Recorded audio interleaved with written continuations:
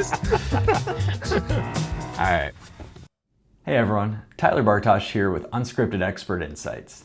In this episode, I sit down with Max Jackson, founder of Cannabis Wise Guys, a grower, consultant, and advocate who's helping shape how cannabis is grown and regulated throughout the country. We dive deep into what most operators get wrong when they're designing their facilities, how bad math and investor pressure can tank a grow before it even starts, and what the smart operators are doing to protect their harvest and their profits. If you're in the cannabis industry or thinking about it, this one's a must watch. So Max, for people who don't know you yet, or maybe like me, just know you from LinkedIn, what problems do you solve for cannabis operators and the industry as a whole that no one else seems to? Thanks. So in short, I would say I'm a translator. The cannabis industry is split by this green fault line, is what I call it. On one side, you have the plant and people who understand it, and then on the other side, you have operators, regulators, and investors who don't necessarily understand the plant and things like that. I actually had somebody mention to me just yesterday, the best way I've ever heard it said. Someone was like, "Did you ask the plants?" When it comes to this like arbitrary timeline, this like short timeline, like, oh, we're gonna do it in 30 days. Like, did you ask the plants? I was like, wow, that was the greatest explanation of everything that I do, all summed up into one question. So I was really, really excited by that. Because most of the time I feel like the money people understand the capital and the people who work with the plants understand the plants. Then you'll have policy people who understand the policy from an abstract perspective, but don't know what the implications are of things. So now the problem I solve is translating operational reality into financial terms, into regulatory language, into things that help prevent making these big mistakes that are preventable, because we've seen in other states how these things can play out. And you know, as we look at some of the work you've done around the country, does something stand out as like what's one of your biggest wins that you feel, comes to mind when you think about this? Just being able to be involved in, like, coming from the West Coast, being an operator in Northern California in a time and in an area in Trinity County where some of the regulations just made no sense. We were cultivating. It's in the Emerald Triangle. It's one of the cultivation capitals of the world, and we had no dispensaries in our entire county, just because of arbitrary opt-out laws. And we'll see those same laws carry over into other states. But I think the coolest part is being able to take my experience from working in California, from being a photographer all up and down the West Coast, and from being a consumer since day one in Colorado's recreational market, and take those over into states like Virginia and New Jersey and the East Coast, which is where I'm from, and be like, hey, look, before we make the same mistake again, let's think about this first, and let's look to those who have come before us and not make those mistakes. So I think that's the coolest part, is actually being able to now take the entire path that I've walked and bring that into being able to make an impact at a larger scale.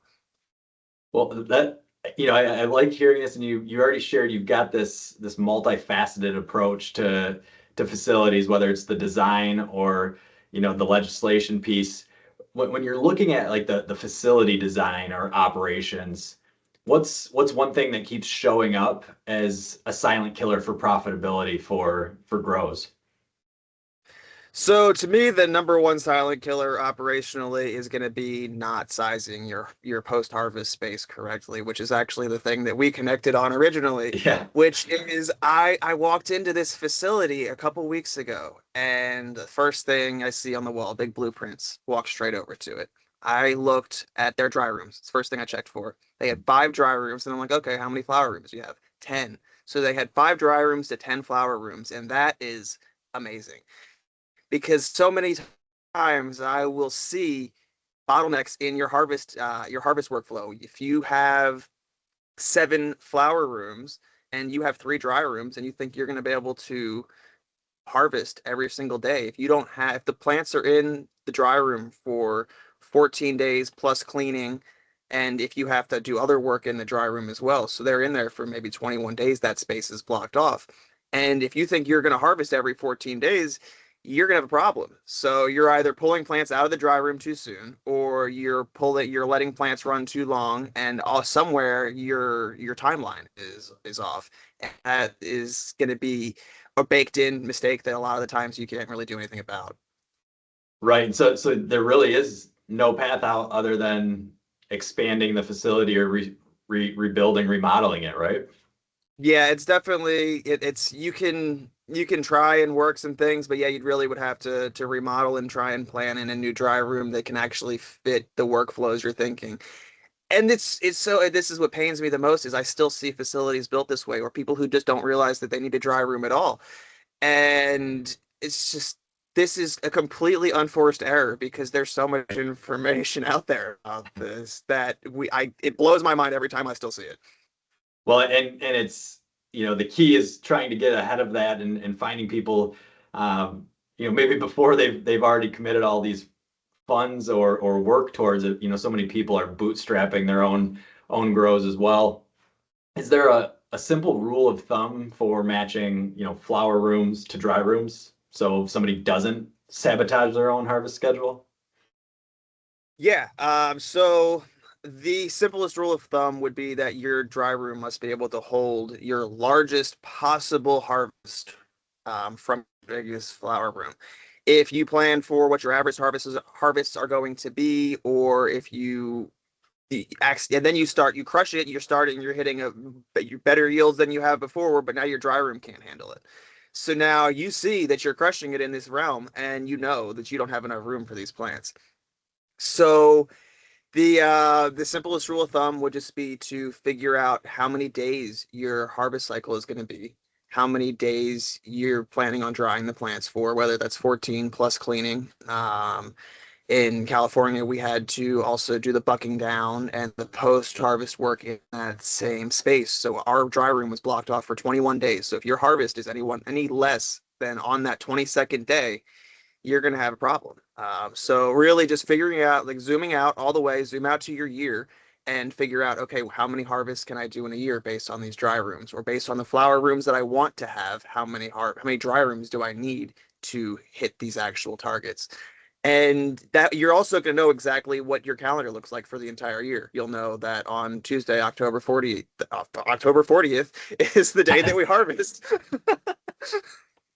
So, and do you think, something pushing this is that facilities, maybe they were built more for investor decks rather than real world application or, what's happening? Yeah, that's so the post that I don't know that if I mentioned it specifically in that post, but I refer to this as the calendar trap. And it is really the fantasy math that investors love. You're going to take 365 days and you're going to divide it by 62 days, the 62 days it takes to flower a plant. And you're going to say we can hit 5.5 harvests a year, and that's being conservative because really the number's like 5.8 or something like that. So they're like, look, we shaved that point 0.3 off. It was super casual. Uh, but if you have the 5 flower rooms in one dry room, your next flower room is going to be done while your dry room is still full, and that is definitely something that we're like, okay, cool, we can do this, we can hit all these margins, we can hit all these harvests, but if your facility is not built for that, the investors are gonna have a problem. So it's a twofold issue because one, it could be built that way and nobody knew, which definitely happens. I see business plans come my way where they're neglecting to factor in dry space, veg space, mom space, stuff that you like, basic stuff that you need to grow a plant. And it's because the people who are writing these pro formas don't know how to grow a plant or what is required to grow a plant. And the craziest example I saw a crazy business plan where they didn't have veg space. Investors from out of the country actually wrote on there in another language that we didn't know what it meant. And I'm looking at it and I was like, oh, this is them trying to say that you didn't factor in veg space into your business plan. Geez, so is that, veg space for the moms and then dry rooms, are those some of the main things that you look for on a new build out to really understand, does the team get this or not? Yeah, absolutely. if the dry room math is solid, and then your support spaces, so your veg, your clone, your moms, and even things like your nutrient delivery room, where all of your tanks and your salts and your nutrients or your soil or whatever are stored. I think as long showing me that all of these things are a forethought instead of an afterthought. Like, oh, we're gonna shove this stuff in that closet because we didn't have anywhere to put it. It's like, no, every single step of the way, these things matter, and every single little thing adds up, and pounds aren't $3,000 each anymore.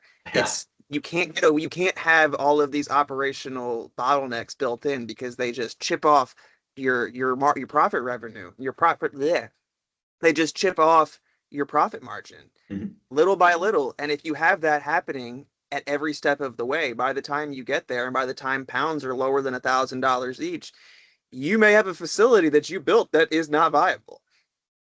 Well, and yeah, you bring up a key point, and it's been interesting, as we've worked in a lot of new states and then watched the mature states where that price per pound, if Michigan and Croptober, we've seen growers down in that 400 or 500 range. Business plans were built on 2,500 to 3,000, and so there's not a lot of leeway for them. They've got to figure out a way to get leaner and really more efficient. So, is there do you see a low cost option that helps move the needle for any operators that might be stuck in one of those types of designs? Yeah, absolutely. And exactly what you just said is the reality for most operators, because you have these great numbers in your state because it's just became legal and your competition's not really there yet. But 3 years in is when we start to see more. If it takes almost 2 years to build a facility. So 3 years in, we start to see prices coming down, and then 4 or 5 years in, they start to come down even more. Michigan did that a lot faster. Uh, Certainly. but yeah, the biggest thing I would recommend, because a lot of people like chase these fixes, most people are flying blind.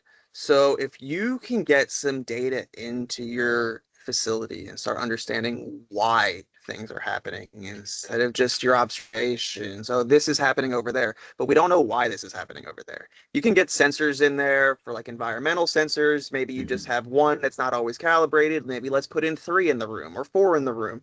And we can map out and see, how is this air flowing? Is there a pocket over there that's causing you problems?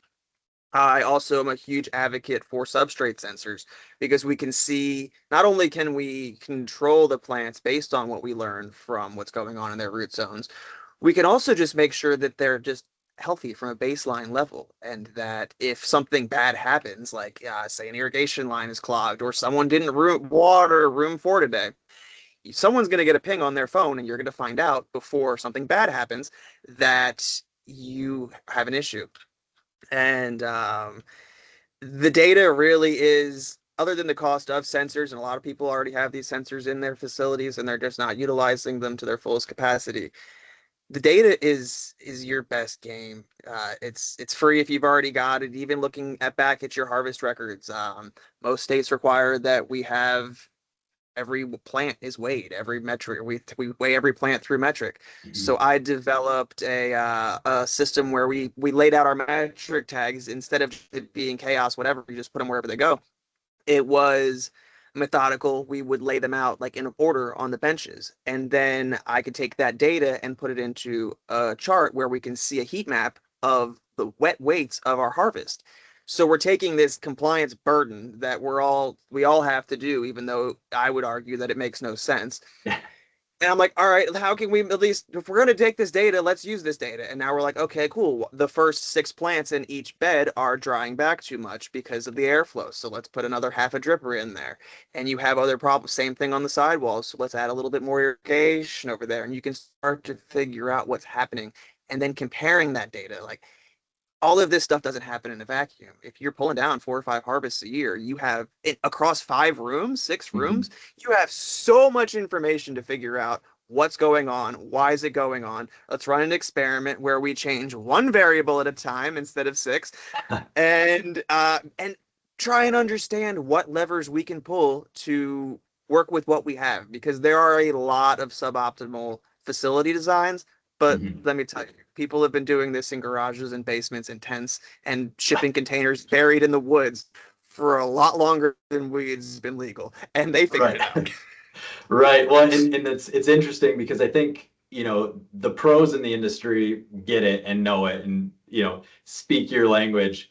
I think for the average Joes and Jills out there that might have Cheech and Chong or something only as a reference for weed, they don't understand the science that goes behind the agricultural side and then the processes all the way through it, which I think has been really eye-opening with legalization across the country when people suddenly realize this isn't just stoners. There's a lot that goes into this. So in your experience, Max, what separates a good cultivation team from a great one?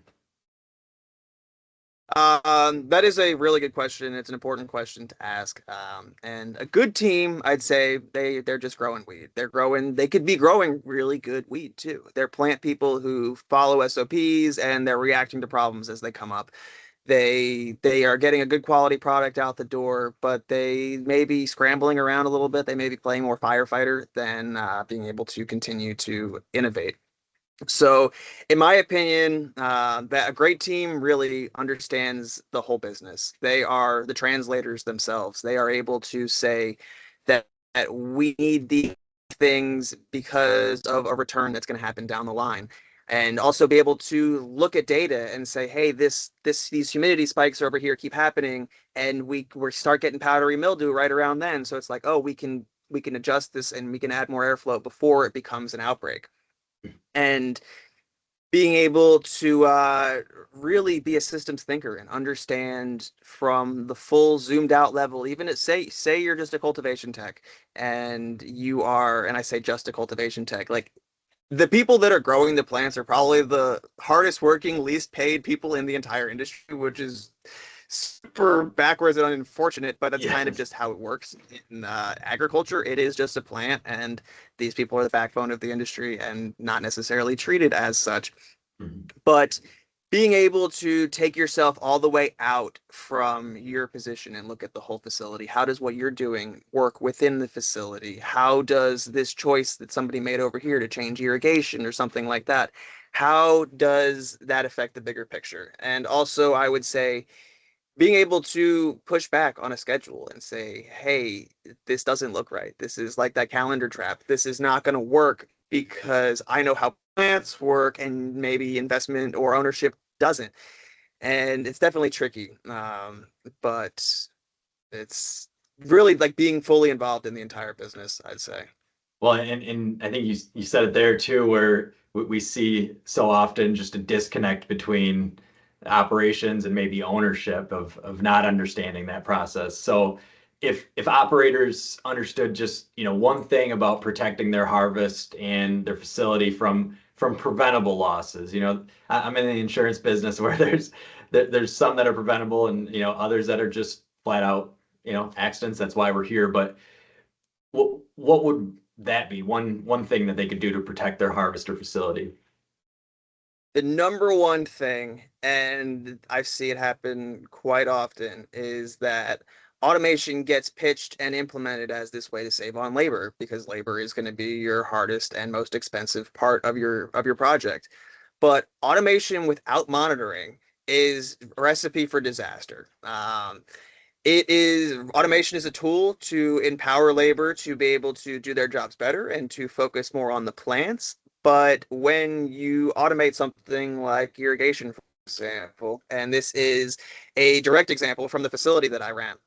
Um, if you have automated irrigation, the plants are feeding themselves, but you don't have anything that's going to confirm that the plants actually fed themselves, then you're just going to assume that this thing that was supposed to happen did indeed happen. So if somebody is mixing nutrients and there's a big sign on the wall that says, "Do not leave this valve closed, you will kill the plants," and they happen to leave that valve closed without a sensor somewhere in the substrate there or in the pipes that's going to tell you that the water didn't flow through the pipes, then you're not going to catch that right away because you're going to think the system's just humming along, doing what it's supposed to be doing.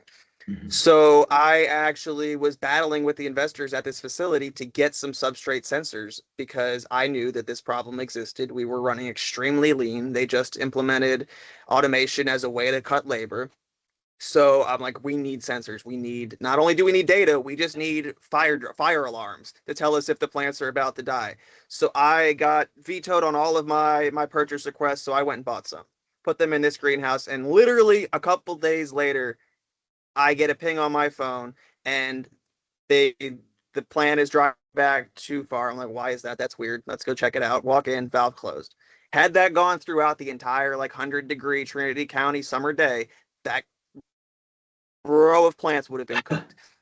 Wow. And it's $100 sensor that's saving tens of thousands, hundreds of thousands of dollars in product. And it's sold a lot. The sensors are sold a lot as data and being able to crop steer and control the plants, which I am fully on board with. But from a base level, these things are just basic product insurance. Like, you're gonna know before something bad happens. It's not only is it quality, is it product insurance? I keep saying quality because it's also quality insurance. You're able to understand what's happening with your plants, and it's again just more data. Which, as long as it's just not data for the sake of data, then it's always great. Well, Max, you've spoken my language quite a bit here with how you help companies avoid risk and prevent future loss to either their money, time, or plants. And so the most important part here now is, where can operators follow you to learn more, and if they want to avoid these types of mistakes, how do they connect with you? Yeah, definitely. I would say the best place to find my work is on LinkedIn. Just search for Max Jackson. And you could also find my website, cannabiswiseguys.com. And I would say, honestly, the best place to start on my website is an article that I wrote. It's also on LinkedIn, called The 8-Question Reality Check for Cannabis Ventures. And that goes through 8 questions that I ask and kind of goes through the red flags that we'll see when it comes down to things we've talked about in this conversation, like sizing of your facility space, projecting pound prices out, what's your staffing going to look like, what's your plans for automation, and things like that. Awesome. Well, Max, it's been an awesome conversation. I really appreciate the time here. And for everybody watching, listening, whatever it might be, go check them out, Cannabis Wise Guys, and have a good one. That was an awesome conversation with Max, packed with insight on what it really takes to build a sustainable cannabis operation.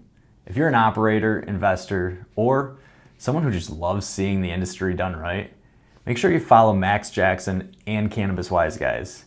He's one of the guys out there shaping the next chapter of cannabis.